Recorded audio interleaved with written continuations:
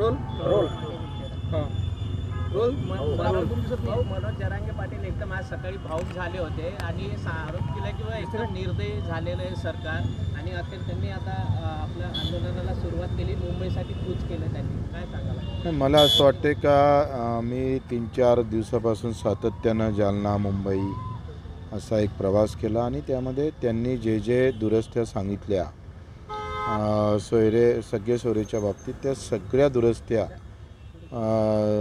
त्यांच्या म्हणण्याप्रमाणे आपण करून आणल्या आणि सरकारनं त्यावर संमती पण दाखवली आहे. सगळे सोयरे बाबतीत त्यांनी पण म्हटलं आहे का हा प्रश्न सध्या तरी मिटलेला आहे असं जरांगे पाटलांनी सुद्धा म्हटलं. निर्दयी झालं सरकार असं म्हणता येणार नाही. मी एक कार्यकर्ता म्हणून आणि सरकार म्हणून सुद्धा सरकारनं सगळे सोयरेच्या बाबतीत अतिशय स्पष्ट भूमिका घेतली आणि त्यांनी पण जरांगे पाटलांनी पण ते स्वीकारली आहे. आता त्यांचा मूळ प्रश्न असा राहिला होता का ते 54 लाख नोंदी ज्या आहे सापडल्या त्याला जातीचे दाखले दिले पाहिजे. हा त्यांचा नेहमी आम्ही 2-3दा गेलो तेव्हा त्यांनी प्रमुख हेच मागणी केली तर तुम्ही 20 तारखेपर्यंत 54 लाख नोंदी द्या. हे त्यांची सगळे सोयरेचा प्रश्न आता बाजूला ठेवू आणि 54 लाख नोंदी आपण पहिले पाहू याच्यासाठी त्यांनी आग्रही होते.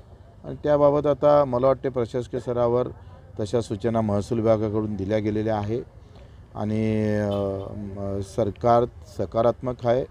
मला वाटते जरांगे पाटलांनी सुद्धा ते बरेचदा बोलून सुद्धा दाखवलं आहे आणि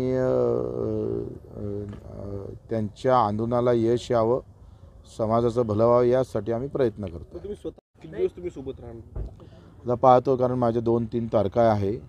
कोर्टाच्या तारखा सांभाळून मोर्चा पण कव्हर करा. शिष्टाईपेक्षा आता काय आहे का ते ज्या दृष्टिकोनातून त्या मागणीला पाहता आहे तो त्यांचा भाग आहे. लक्षात घ्या की त्यांचं म्हणणं आहे का समाजाचं कुठल्याही परिस्थितीत भलं झालं पाहिजे या दृष्टिकोनातून त्यांनी एकंदरीत स्टँड घेतलेला आहे. मला तरी असं वाटतं का धोरणात्मक जी लढाई होती ते जरांगे पाटील साहेबांच्या आंदोलनामुळे जिंकलेली आहे. त्यांनी जे जे काही फेरबदल सांगितले ते सगळे सरकारनं सगळे सोयरेच्या बाबतीत मान्य केलेले आहे. त्याच्यामुळे त्यांनी धोरणात्मक लढाई जिंकलेली आहे. त्यांच्यामुळंच सरकार या सगळ्या खालच्या याच्यावर येऊन चर्चा करायला तयार झालं आणि त्याच्या अधिसूचना काढायला तयार झालं आहे. त्याच्यामुळं धोरणात्मक लढाईमध्ये ते जिंकलेच आहे. सध्या आता फक्त ज्या नोंदी सापडल्या त्याला जातीचा दाखला भेटला पाहिजे.